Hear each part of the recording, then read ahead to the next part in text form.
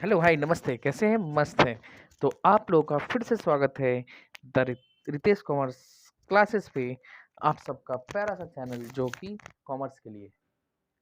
तो हम लोग पढ़ रहे थे सर जी ईपीएस 12वीं के लिए और चैप्टर नंबर हमारा 3 चल रहा था। 3 का डे 1 आपका लोड हो चुका है अपलोड। आज हमारा डे 2 है। ठीक है सर, चलिए। तो ईपीएस थ्योरेटिकल सब्जेक्ट है, इसको आपको प्रैक्टिकल खूब सोचना पड़ेगा तब, नहीं तो रटते रह जाओगे। कितना रटोगे, भूल जाओगे। तो आप सभी से एक रिक्वेस्ट है, कम से कम आप चैनल को सब्सक्राइब करो, वीडियो को लाइक करो और दोस्तों में शेयर करना ना भूलो। ठीक है, तो आइए हम लोग देखते हैं ईपीएस का चैप्टर नंबर 3 जो क्या था, बाजार मूल्यांकन विपणन, उसी की डे 2 होगा आज।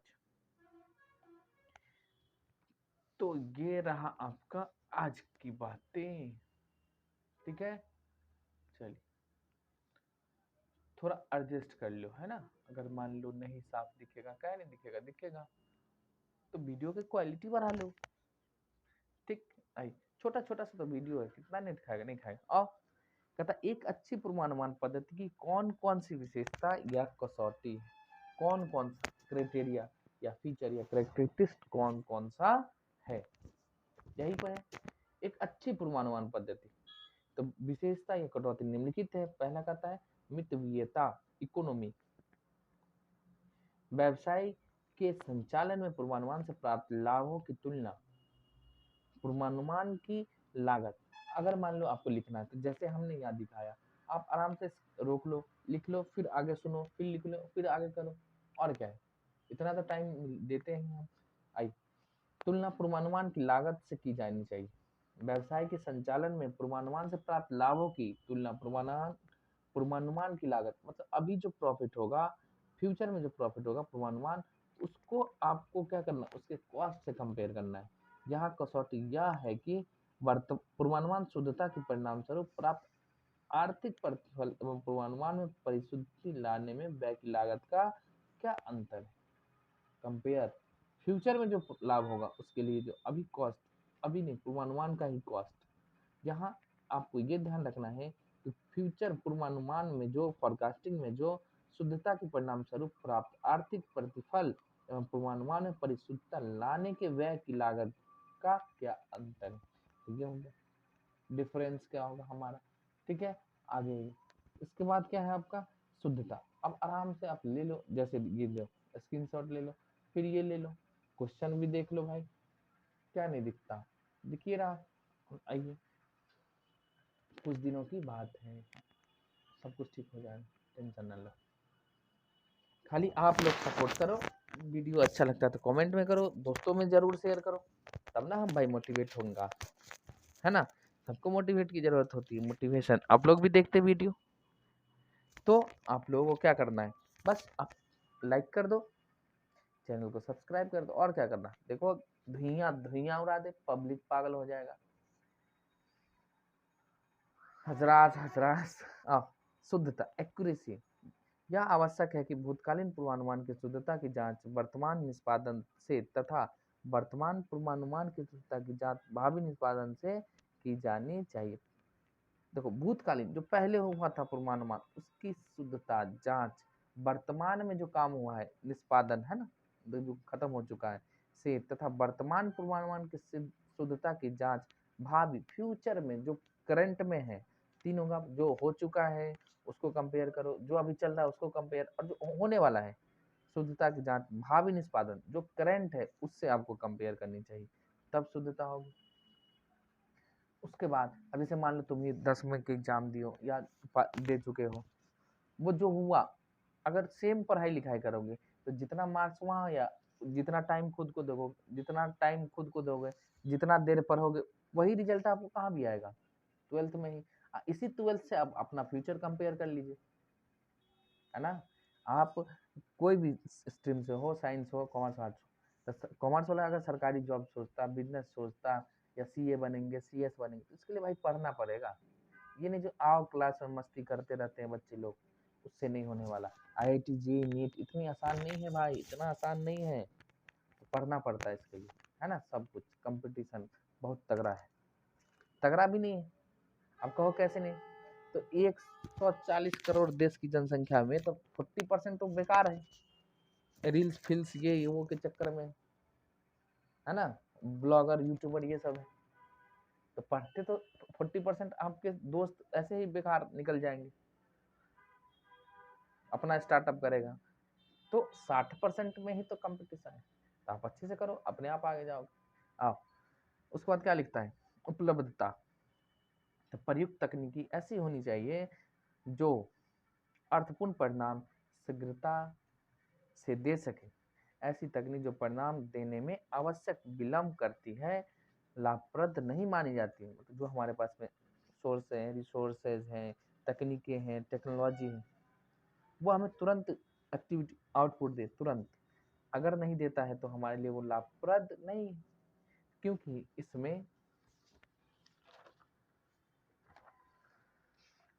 इसमें प्रभावपूर्ण प्रबंध के निर्णय नहीं लिए जा सकते। इसमें प्रभाव लिख रहा ना, प्रभावपूर्ण प्रबंध के निर्णय नहीं लिए जा सकते। उसके बाद है निरंतरता, कंटिन्यूटी। पूर्वानुमान पद्धति निरंतरता के आधार पर काम करने वाली होनी चाहिए। अब जैसे मान लो हम रोज वीडियो डालते हैं, अब 10 दिन डाले, 20 दिन डाले, 1 महीना डाले, उसका छोड़ दिए, तो कंटिन्यूटी बना नहीं। इसी तरह आप अपने पे अप्लाई करो। मान लो रोज पढ़ते हो 2 घंटा 4 घंटा, अब रोज क्या, सप्ताह में 7 दिन, एक महीने में 7 दिन खूब दबा के पढ़े, उसका पढ़िए नहीं, कंटिन्यूटी हुआ नहीं। इसी तरह संस्था के बारे में भी सोचना है आपको, हमेशा काम होना चाहिए, हमेशा पूर्वानुमान लगाना चाहिए। ये नहीं जो एक बार लगाए छोड़ दिए, नहीं, बार बार। पूर्वानुमान पद्धति निरंतरता के आधार पर काम करने वाली होनी चाहिए, तथा उपलब्ध पूर्वानुमान में जो विचलन का मतलब चेंजिंग, है ना, चेंज हो, उथल पुथल, उन्हें धीरे धीरे समाप्त करने की कोशिश की जानी चाहिए। उसके बाद प्रभावशाली संप्रेषण, इफेक्टिव कम्युनिकेशन। तो पूर्वानुमान प्रणाली में प्रभावशाली संप्रेषण करना अति आवश्यक होता है। मतलब इफेक्टिव, कोई भी बातें हो रही है, हम आपको बता रहे हैं, आप हमें बता रहे हैं एक संस्था में, तो जो बताया जाता है या कम्युनिकेशन, एक तो रियलिस्टिक होना चाहिए, बेकार की नहीं होनी चाहिए, और जो भी होता है उसके लिए तुरंत एक्टिव, ताकि सही पूर्वानुमान पक्ष तक पहुंचा जा सके। ठीक है। उसके बाद है 9, नए नए उत्पादों के मांग पूर्वानुमान में कौन कौन से विचार आते हैं। नया पूर्वानुमान मांग में, उत्पादों के मांग में कौन कौन सा, अब देखो पहले तो हमने क्या सोचा भाई, हमारी जो गुड्स एंड सर्विस है उसका मूल्यांकन करो, बाजार में क्या क्या प्रॉब्लम होगा, फिर उसका फोरकास्टिंग क्या है, तो फोरकास्टिंग में हमने टाइम के आधार पर पढ़ते हैं, और क्या था, स्तर के आधार से पढ़े, और उसमें सारी बातें थी जो पिछले वीडियो में पढ़े हैं। और उसके बाद ये है, तो अब कहता है नए उत्पाद की मांग पूर्वानुमान में कौन कौन से विचार आते हैं, क्या क्या होना चाहिए। तो देखो, जोएल डीन ने नए उत्पादों के लिए मांग पूर्वानुमान के लिए अनेक संभावित विचार दिए हैं, जो निम्नलिखित है। पहला, विद्यमान पुराने पुराने उत्पाद के विकसित के रूप में नए उत्पाद की मांग का अनुमान लगाना। जो हमारा पुराना गुड्स या प्रोडक्शन या जो भी हुआ है, विकसित के रूप में नए उत्पाद की मांग। अब देखो हम ना इधर, आप समस्तीपुर जाओ तो मुक्तापुर पड़ता है, वहां से आगे जाओगे तो खानपुर है। तो खानपुर के रोड में मैं जा रहा था घूमने, तो बड़ी सी पता नहीं किसी चीज का फैक्ट्री है वो, है ना, पूरा एक स्पेस है, मतलब बहुत बड़ा ग्राउंड है, उसमें बहुत बड़ा बिल्डिंग नहीं है, मतलब लोहे का पे ही पूरा कसा हुआ है। पता नहीं क्या था वहां पर, कुछ लिखा नहीं था, आगे से एक केवल एक जेसीबी लगा था, पुराना खंडर टाइप का। तो देखो उद्योग है, खानपुर यहीं पास में, ज्यादा दूर नहीं है, यहाँ से आप जाओगे तो 40 किलोमीटर है अपने दरभंगा से, आसपास उससे भी नजदीक पड़ेगा।